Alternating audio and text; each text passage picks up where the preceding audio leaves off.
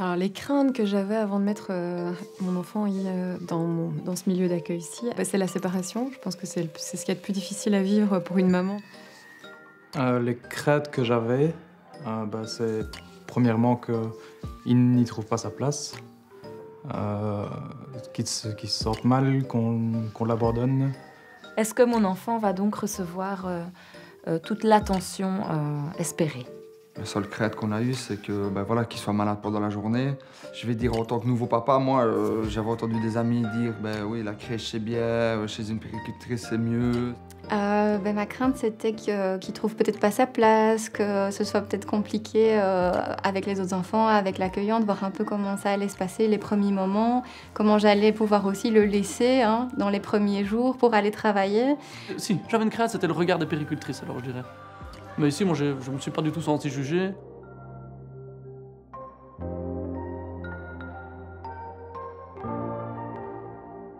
La familiarisation, c'est se dire, pour que l'enfant soit en sécurité affective, il faut rendre le lieu familier.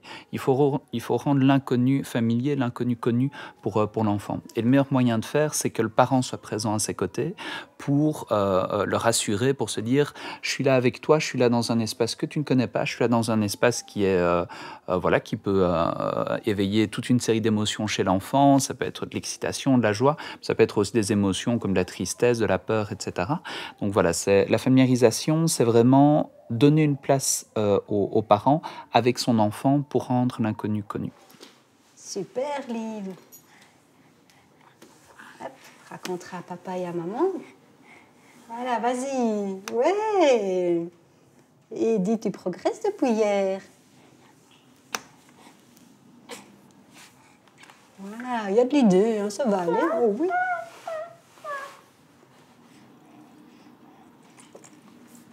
Sophie la girafe. Oh, tu connais. On passe à autre chose. On était donc tous les deux présents avec ma compagne pendant la période de familiarisation. Ça a duré une semaine où on se présentait avec Ella. Donc Ella, c'est ma petite fille. Tous les jours, au début 1 heure et puis 2 heures. Puis la dernière journée, c'était une après-midi. C'était difficile, parce que c'était la toute première fois qu'on la laissait. On avait l'impression que ça durait une éternité, 1 heure où on devait la laisser. Et je me souviens bien, le dernier vendredi après-midi, là c'était toute une après-midi. On était partis chez mes parents avec ma compagne. Et on n'attendait qu'une chose, c'était revenir à la crèche pour voir si tout s'était bien passé. Évidemment, tout s'était bien passé. Et je pense que c'était nous qui étions plus inquiets et plus bouleversés dans notre quotidien que notre fille. Je pense qu'en fait, elle n'a rien remarqué de particulier, à mon avis. Ainsi font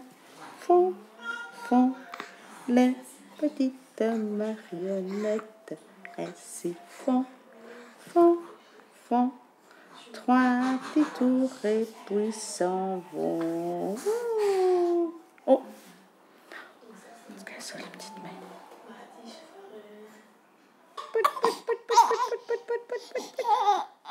Oh, sur le nez.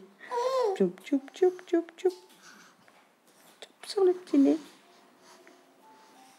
Tu veux le prendre? Tu veux la cheval? Donc ici, on essaye d'être un maximum en parallèle avec le parent de ce qui se passe à la maison et ici avec l'enfant pour pouvoir suivre, en fait, que ce soit fluide pour l'enfant et pas que ce soit un gros changement. Donc ici, c'est vraiment en fonction du parent et de l'enfant.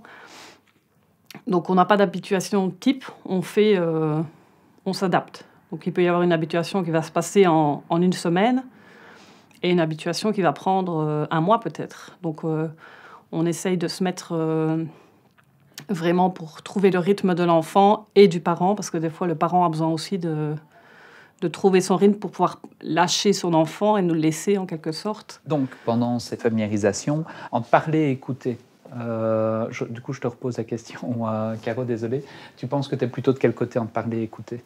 Parler. Ok. Toi, Débord? Parler aussi. Écouter, c'est plus les jours d'après. Le premier jour, je parle du projet. Le deuxième jour, j'écoute plus le parent. En fait, c'est la première prise de contact. Et j'ai l'impression enfin moi en tout cas, moi mon vécu à moi, c'est que on balance tout d'un coup comme ça, et qu'il n'y a pas vraiment de retour en fait compte du parent parce qu'eux ils ont trop d'infos à assimiler et que c'est trop d'un coup en fait compte. Ok.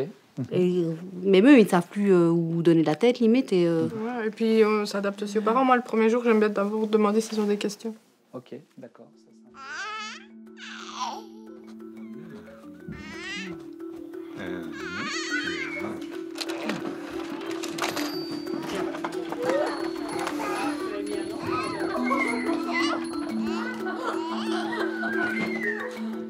Lundi 2 septembre 2019. Voilà, le grand jour est arrivé. Après toutes les étapes de la familiarisation, Amaya est prête pour rester toute la journée chez moi. Le grand frère est là, c'est très rassurant pour elle. Noé est si doux et attentif.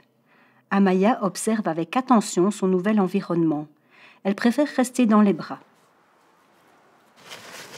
Alors, je remets ton linge, d'accord?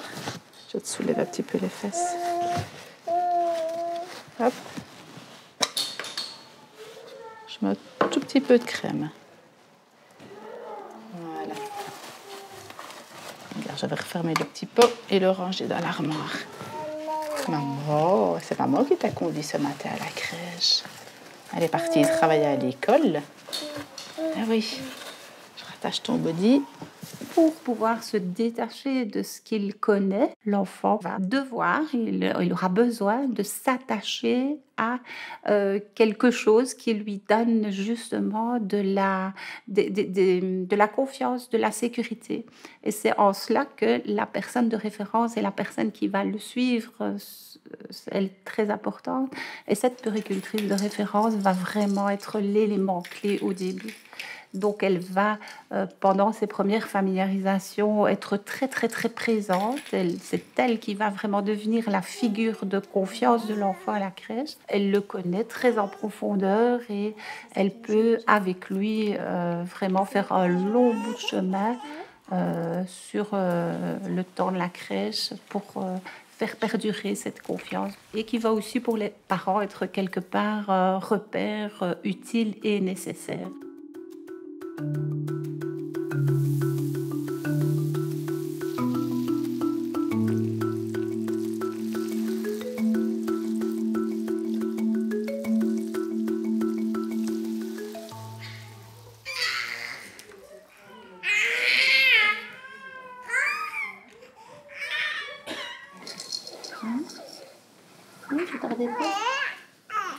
La question aussi de l'individualisation, ça concerne aussi fatalement le parent. Pour quelle raison? Simplement parce que l'enfant va passer évidemment une partie importante de sa vie ici à la crèche, mais il passe en général la plupart du reste de son temps à la maison. Et du coup, les parents, on considère toujours que ce sont les premiers experts, les premiers éducateurs de leur enfant, ceux qui connaissent le mieux leur enfant. Nous, évidemment, on connaît bien leur enfant de par le fait qu'on l'accueille ici à la crèche, mais ce sont les parents qui sont les premiers éducateurs. Et du coup, au travers de la communication qu'il va pouvoir y avoir entre la puéricultrice et le parent, il va pouvoir y avoir un échange sur comment est-ce que leur enfant se comporte individuellement à la maison. Qu'est-ce qu'il aime bien faire? Qu'est-ce qu'il n'aime pas faire? Qu'est-ce qu'il rassure? Qu'est-ce qui, au contraire, a tendance à lui faire peur? Quels sont les objets, les environnements, le type de réaction qu'on peut avoir qui peuvent le mettre mal à l'aise ou, au contraire, le rassurer. Et c'est au travers de cette communication qu'il va y avoir, évidemment, pendant la familiarisation, mais aussi tout au long de la vie de l'enfant ici à la crèche, entre le parent et la puéricultrice, que les puéricultrices vont réussir à se faire une image individualisée de chaque enfant qu'elles ont en face d'elles. Et elles vont vraiment, plus le temps va avancer, plus elles vont réussir à connaître finement la personnalité de chacun des enfants de leur groupe et vont être capables d'ajuster ce qu'elles proposent, ce qu'elles font avec les enfants en fonction de ce petit portrait, d'une certaine manière, qu'elles se sont construites de l'enfant en collaboration avec la famille.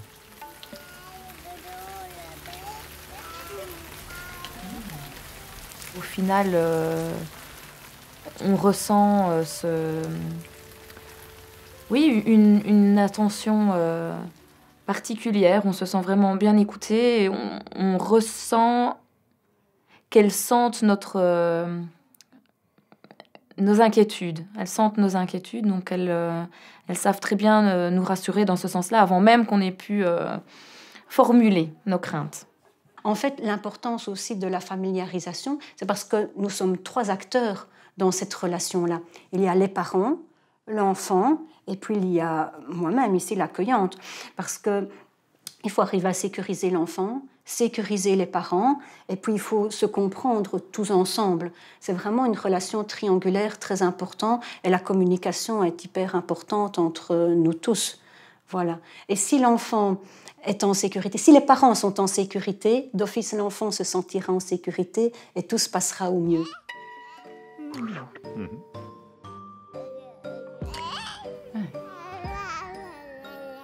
Mm.